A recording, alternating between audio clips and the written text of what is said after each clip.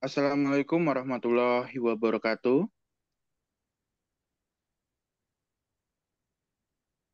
Kepada yang kami hormati, Miss Laras, sebagai dosen pengampu desain organisasi, kali ini kami akan mempresentasikan sebuah materi yang berjudul Faktor yang Mempengaruhi Bentuk Hierarki dalam Desain Organisasi.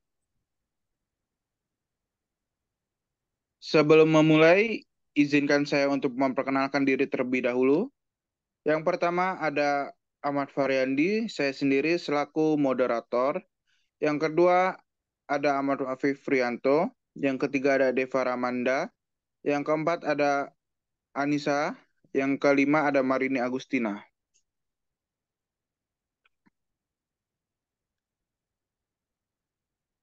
Yang pertama, apa sih pengertian dari hierarki dalam desain organisasi itu? Dalam desain organisasi, hierarki merujuk pada struktur organisasi yang mengatur hubungan dan tingkatan kekuasaan antara berbagai elemen dalam organisasi tersebut. Hierarki dalam desain organisasi menentukan bagaimana tanggung jawab, otoritas, dan aliran komunikasi didistribusi dalam organisasi. Ini mencakup pengaturan tingkatan atau lapisan dalam organisasi dengan tingkat kekuasaan yang berbeda pada setiap tingkatan. Faktor-faktor yang mempengaruhi bentuk hierarki dalam organisasi. Yang pertama ada faktor diferensiasi horizontal. Yang kedua ada faktor desentralisasi. Yang ketiga ada faktor standarisasi.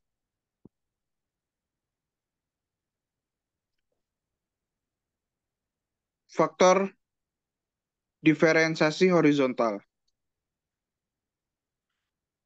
Faktor diferensiasi horizontal adalah sebuah organisasi yang dibagi menjadi subunit memiliki hierarki yang berbeda, bukan hanya satu, sehingga setiap fungsi atau divisi memiliki hierarki sendiri. Diferensiasi horizontal adalah cara utama organisasi mempertahankan kontrol atas karyawan tanpa meningkatkan tingkat hierarki. Selanjutnya saya akan lemparkan pada Depa. Untuk Depa dipersilahkan. Baik, selanjutnya saya akan menjelaskan contoh faktor diferensiasi horizontal. Contohnya, pekerjaan merakit mobil dipecah-pecah menjadi rangkaian pekerjaan yang lebih sederhana dan repetitif, dan masing-masing dikerjakan oleh orang yang berbeda. Spesialisasi sosial adalah kebalikan dari spesialisasi fungsional. Spesialisasi fungsional merujuk pada spesialisasi orang. Artinya organisasi merekrut seseorang yang ahli untuk melakukan jenis-jenis pekerjaan tertentu yang bersifat khusus. Misalnya menggunakan analisis pasar untuk mengamati dan membuat prediksi perkembangan pasar. Contoh lain, insinyur sipil, ahli fisika, nuklir, akuntan, ahli hukum, dan lainnya. Mereka semuanya biasanya mengerjakan pekerjaan yang sifatnya tidak repetitif. Departementasi merujuk pada pengelompokan berdasarkan spesialisasi yang ada dalam sebuah organisasi, baik spesialisasi fungsional maupun sosial. Pembagian departemen-departemen dapat dilakukan berdasarkan jumlah orang, fungsi, produk atau jasa, klien geografis, atau proses. Pembagian yang paling umum adalah berdasarkan fungsi, misalnya fungsi keuangan, manufacturing, penjualan, dan personel. Selanjutnya ada faktor desentralisasi. Desentralisasi merupakan suatu bentuk pemberian kewenangan kepada unit-unit atau pengolahan-pengolahan dengan tingkat kewenangan yang lebih rendah dalam suatu struktur organisasi. Tujuannya untuk membentuk delegasi yang mampu mengadakan pengambilan keputusan secara mandiri. Desentralisasi dapat diterapkan dalam organisasi berskala besar maupun dalam pemerintahan suatu negara. Produk yang dihasilkan dari desentralisasi adalah kearifan lokal. Desentralisasi memiliki sejumlah manfaat potensial, termasuk peningkatan efisiensi, responsivitas yang lebih baik, peningkatan inovasi, dan pengambilan keputusan dengan lebih relevan dengan situasi setempat. Namun juga penting untuk mencatat bahwa desentralisasi dapat menjadi kompleks dan memerlukan koordinasi yang baik. Desentralisasi dapat ditemukan dalam berbagai konteks, termasuk pemerintahan, bisnis, organisasi non-profit, dan lainnya. Implementasi desentralisasi dapat bervariasi tergantung pada tujuan dan kebijakan yang diinginkan oleh organisasi atau pemerintah yang bersangkutan. Selanjutnya, materi akan disampaikan oleh Musa. Baik, selanjutnya desentralisasi dilakukan dengan pemberian kekuasaan dari pemegang kekuasaan di tingkat yang lebih tinggi kepada pemegang kekuasaan di tingkat yang lebih rendah. Pemberian kekuasaan ini dilakukan dalam lingkup hierarki teritorial. Penerapan desentralisasi dapat diberlakukan dalam suatu pemerintahan pada suatu negara atau pada suatu organisasi berskala besar. Desentralisasi dapat dilakukan melalui 4 bentuk kegiatan utama, yaitu dekonsentrasi wewenang administratif, delegasi kepada penguasa otorita, devolasi kepada pemerintah daerah, pemindahan fungsi dari pemerintah kepada swasta. Asas desentralisasi selanjutnya diklasifikasikan menjadi 4 hal, yaitu desentralisasi sebagai penyerahan kewenangan dan kekuasaan, desentralisasi sebagai pelimpahan kekuasaan dan kewenangan, desentralisasi sebagai pembagian, penyebaran, perencanaan, pemberian kekuasaan, dan wewenang. Desentralisasi sebagai sarana dalam pembagian dan pembentukan daerah pemerintahan. Contoh desentralisasi dalam aspek kehidupan sehari-hari adalah desentralisasi politik. Desentralisasi politik membutuhkan reformasi konstitusi atau undang-undang, pengembangan partai politik, pembentukan unit politik lokal, hingga dorongan dari kelompok kepentingan publik yang efektif. Salah satu contoh nyata dari desentralisasi politik yaitu penyerahan beberapa tugas dari lembaga teratas ke lembaga di bawahnya. Contohnya, pemerintah daerah yang membantu tugas pemerintah pusat agar pekerjaan lebih efisien dengan cakupan yang lebih meluas. Desentralisasi fiskal merupakan salah satu fungsi desentralisasi di bidang keuangan.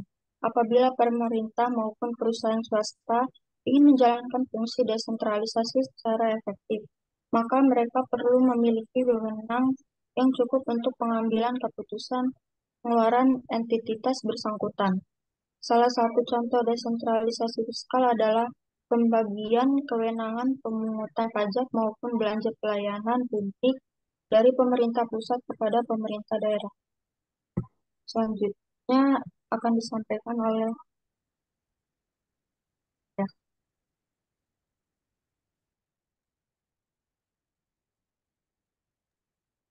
Baik, selanjutnya standarisasi. Pengertian standarisasi yaitu penentuan dari suatu ukuran yang harus diikuti dalam memproduksi dalam suatu atau hal. Standarisasi juga bisa sebagai proses membentuk standar. Standar sendiri memiliki pengertian sebagai sebuah aturan yang biasanya digunakan yang bersifat wajib. Untuk itu, standarisasi bisa dikatakan merupakan suatu proses dari sebuah pembentukan standar teknis yang nantinya akan dijadikan sebagai acuan atau cara uji standar definisi, standar spesifikasi, sekaligus prosedur standar atau praktis dan lain sebagainya. Selanjutnya ada jenis-jenis standarisasi. Yang pertama yaitu bersifat wajib atau primer. Standarisasi dan sertifikat yang harus dimiliki oleh pengusaha berupa perizinan atau regulasi yang diterbitkan oleh instansi pemerintah. Yang kedua yaitu bersifat umum atau sekunder. Standarisasi dan sertifikat yang tidak wajib namun dibutuhkan atau dituntut oleh pasar pada umumnya, yaitu diterbitkan oleh instansi pemerintah maupun swasta. Yang ketiga, bersifat khusus atau tersier. Standarisasi dan sertifikat yang diminati oleh segmen pasar tertentu yaitu diterbitkan oleh instansi pemerintah maupun swasta. Beberapa masalah standarisasi atau sertifikat yang dihadapi UKM yaitu yang pertama, proses yang panjang dan terbelit-belit. Setiap pengurusan sertifikat pastinya memiliki beberapa persyaratan dan prosedur yang harus dilalui. Akan tetapi, janganlah ini menjadi suatu penghambat bagi teman-teman dalam mengurusnya, karena kita harus ingat mengenai manfaat setelah mendapatkan sertifikat ini. Yang kedua, yaitu penyebaran informasi mengenai standarisasi atau sertifikat yang tidak merata. Pelaku disarankan untuk lebih proaktif dalam mencari informasi mengenai hal ini. Salah satu caranya adalah dengan bergabung dengan organisasi usaha yang sejenis atau koperasi.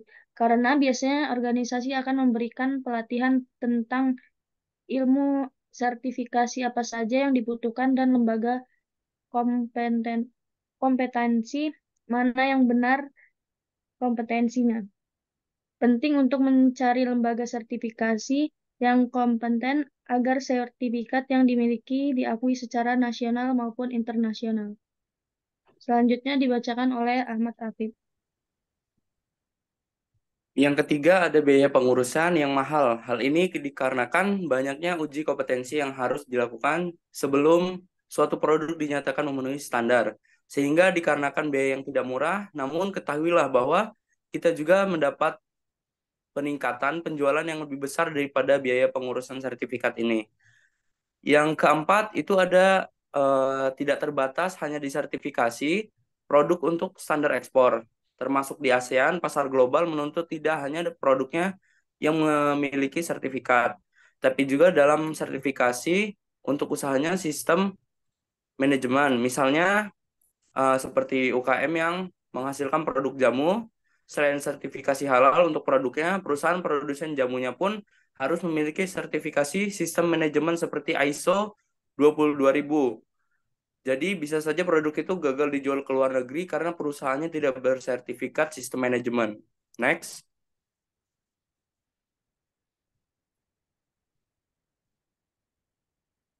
Yang selanjutnya ada beberapa contoh standar atau sertifikasi. Yang pertama itu ada sertifikasi halal. Itu berada di bidang usaha seperti industri pangan, jasa penyajian pangan, catering dan restoran, kosmetik dan obat-obatan, rumah pemotongan hewan, dan lain sebagainya. Sertifikasi halal ini merupakan suatu produk pangan sudah menggunakan bahan baku dan diolah dengan metode produksi yang sudah memenuhi kriteria syariat Islam. Yang kedua, ada sertifikasi Standar Nasional Indonesia atau SNI. Dengan bidang usaha yang khususnya berada di bidang manufaktur atau industri pengolahan berbagai produk, pangan, tekstil, sepeda, helm, alat pelindung diri, dan lain-lainnya. SNI juga merupakan sertifikat standar yang dikeluarkan oleh Badan Standarisasi Nasional yang berlaku secara nasional di Indonesia. Yang ketiga, ada sertifikasi International Organization for Standardization atau ISO yang berada di bidang usaha, tidak hanya manufaktur, melainkan juga jasa, teknologi, sistem fintech, dan sistem pengolahan manajemen lainnya. ISO juga merupakan standar untuk pola manajemen, produksi, mitigasi risiko, kontrol kualitas, dan keamanan sistem. Yang keempat itu ada sertifikat Like Hygiene Sanitasi Jasa Boga atau SLH-SJ, yang merupakan sertifikat yang dikeluarkan oleh Dinas Kesehatan Kota dalam rangka mengendalikan faktor-faktor makanan yang dapat atau mungkin dapat menimbulkan gangguan kesehatan. Biasanya sertifikat ini dikeluarkan jasa penyajian pangan, catering, dan restoran atau rumah makan. Yang terakhir itu ada sertifikat waralaba, surat tanda pendaftaran waralaba, yang merupakan bukti pendaftaran diri dokumen perjanjian yang diberikan kepada pemberi waralaba atau penerima waralaba yang merincikan standar produk atau manajemen dari suatu brand atau merek tertentu ke Kementerian Perdagangan. yang berada di bidang usaha penyajian pangan, restoran catering, jasa pendidikan, seperti kursus, kemudian jasa konsultan, dan yang lainnya. Itu saja materi yang dapat saya sampaikan. Saya kembalikan ke moderator. Baik, sekian presentasi dari kami. Kurang lebihnya kami mohon maaf. Wabillahi taufiq wal hidayah. Assalamualaikum warahmatullahi wabarakatuh. Waalaikumsalam warahmatullahi wabarakatuh.